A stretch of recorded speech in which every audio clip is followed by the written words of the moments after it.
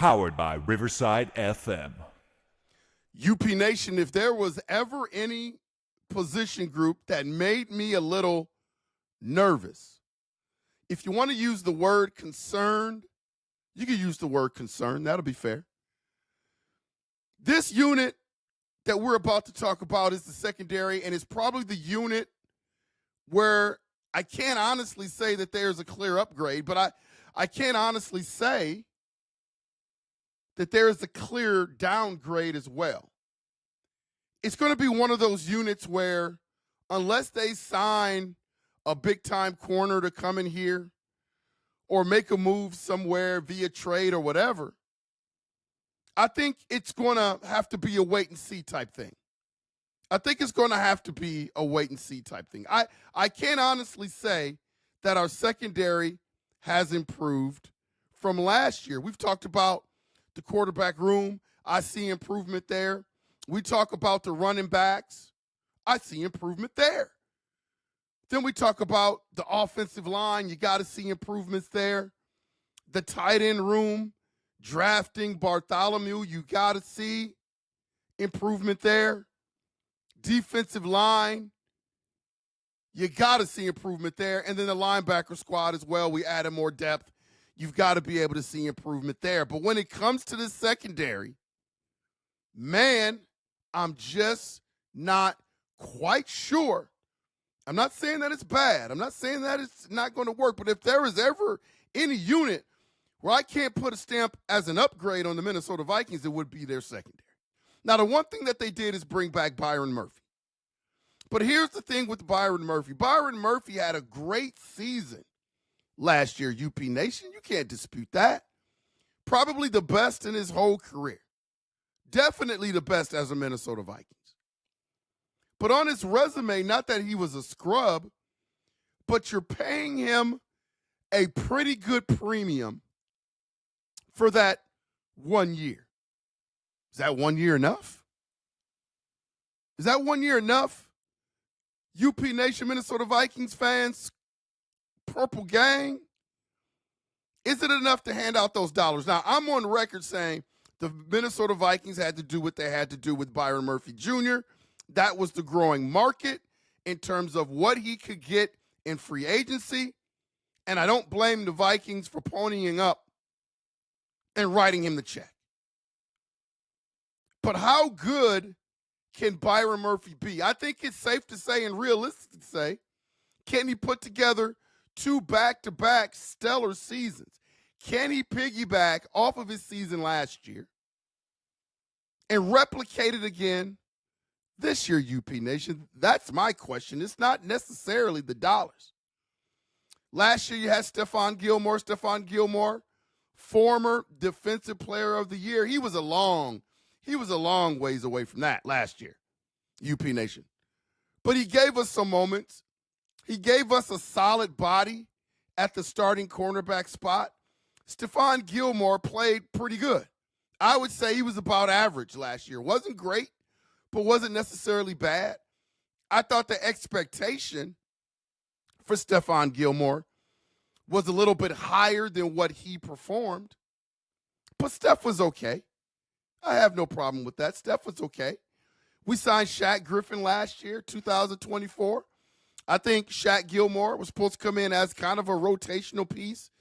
You know, Mekhi Blackmon got hurt, so he had to play more of a prominent role, but he also had his moments as well.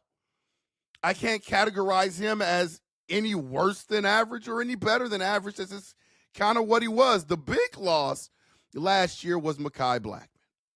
I think everybody had high expectations from Mekhi Blackmon, what he had done in college and what the expectation was, him coming in to the Minnesota Vikings. But he suffered that ACL tear, man. That injury was more of a hindrance to us in that secondary than most people are willing to admit. That was a solid, young, spry corner that can defend, that has a high ceiling, that was not able to be in our rotation last year. So when you look at our secondary, It was thin, and the team really leaned on their veteran leadership, UP Nation. Then you got an older Harrison Smith back there. Cam Bynum was back there. Cam Bynum had a great year as a safety. And I kind of like to lump my safeties and my corners all together when I'm talking about secondary. Not specifically to cornerback. Cam Bynum was box office last year. Cam Bynum, we couldn't re-sign him for the money that we wanted, or were unwilling to sign him for the money that we wanted. And so now Cam Bynum is not there. Enter the door, Theo Jackson. So that was pretty much our 2024 secondary. And it wasn't bad. But if I had to put a stamp on it, UP Nation, Skull Nation, Purple Gang, I would say that our secondary was average last year. Wasn't great, but average last year. And we've lost some of those key pieces that made us average last year. Now, again, 2025, let's do some comparison. We talked about re-signing Byron Murphy Jr. And the dialogue has been too much money, but we had to. The going rate is the going rate. UP Nation, the going rate is the going rate. Whether you think he deserves that amount of money or not, who else you're going to pay that amount of money at that time that would have accepted it to replace a Byron Murphy Jr.? And he knows the system, UP Nation. He understands what Brian Flores wants in that defense. You can't replace that with somebody that's coming outside of the family, that's coming outside of the Dr. Blitzenstein family. So that's a plus. Then we bring in Isaiah Rodgers. And listen, I'm going to tell you this right now. I think the Isaiah Rodgers signing is going to be a lot better than people think. It's going to be a lot better than people think. This dude is aggressive. This dude is athletic. This dude is versatile. I can't wait to watch Isaiah Rodgers play. I've gone back and I watched film of this young man, and I think he is B-Flow's type of corner. He's a better signing than you think. And so when you look at guys like Jair Alexander and Jalen Ramsey out there, I think this is the guy that is stopping the Minnesota Vikings from falling all over themselves, signing these guys quick. And I know there's a lot of Minnesota Viking fans that would like to see Alexander get a flyer or Ramsey get a flyer, but the Minnesota Vikings aren't moving quick for a reason. Like, I think they like this cornerback, secondary, whatever you want to label it. I think they like this secondary a little bit better than 2024. Then you bring in Jeff Okudah. Jeff Okudah is coming off injury. He's a top 10 pick. He's a depth pick. I think he may be a lot better than people think. Sometimes it's all about the environment. It's all about the coaching. The environment is great. The culture is great. He's going to have a role, and he's going to have the best defensive coordinator in the league in B-Flow. So I think they're going to be able to get Jeff Okudah together, at least make him servable this year. People are talking about, well, Jeff Okudah may not make the team. Man, the only way Jeff Okudah doesn't make this team is if they, again, add another piece to the secondary, which allows him to become expendable. But I think he's going to have a great training camp, and I think he's going to have a great preseason. Hence, he's going to make the 53-man roster. Then you got my guy, Mekhi Blackmon, man. I have never been more excited for any defensive player that's on the team this year. He is the guy that I want to see. I was devastated last year when he tore his ACL because I knew he was going to be a big piece. So now he's fully healed. He's ready to go. Man, I can't wait to see Mekhi Blackmon in this secondary because I know he's going to be able to make plays. He's a guy where if you put him on an island, he can make plays. You never know how people are going to recover from ACLs, but I expect him to do well. And then you have McGlothern. He's a young piece, adds a lot of depth. He's a guy that they are speculating going to be able to climb the ladder to UP Nation.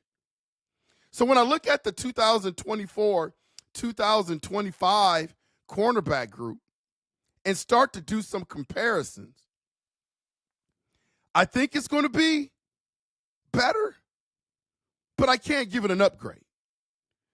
But I can't give it a downgrade either. I guess I'm kind of right in the middle. I'm right in the middle, and it's going to be just a wait-and-see type thing. You can't look at the 2024 group and say that they are inferior. I mean, you're talking about Cam Bynum. You're talking about Shaquill Griffin. You're talking about Stephon Gilmore, guys that have played downs in this league.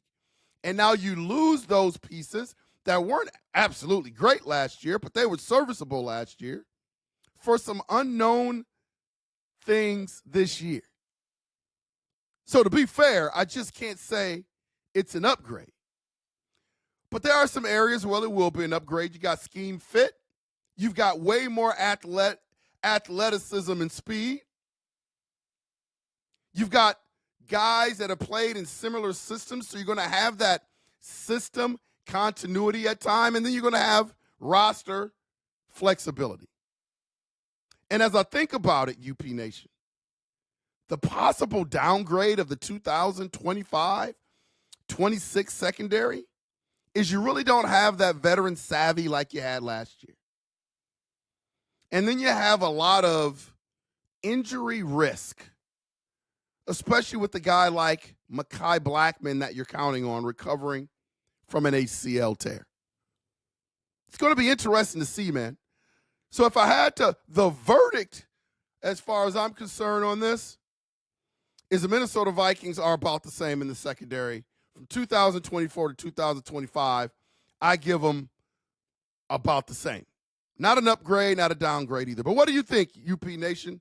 Educate me, Purple Gang, Skull Nation, whatever nation you belong to. Put your thoughts in the comments.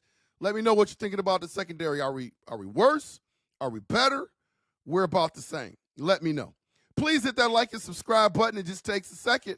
Helps with the algorithm and me to continue to keep talking to the Purple Nation that I love to talk to, UP Nation, Purple Gang. And also, we will make sure to see you when we see you. Skull.